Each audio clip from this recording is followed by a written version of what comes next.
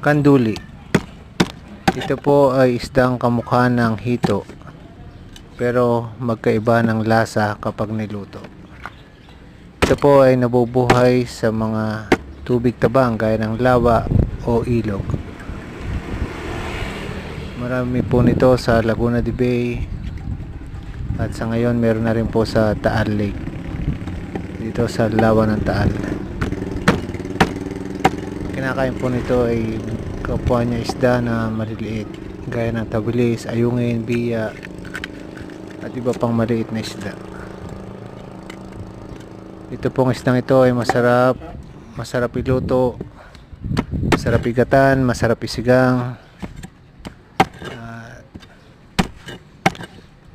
pwede rin pong ihaw. Salamat po sa panonood.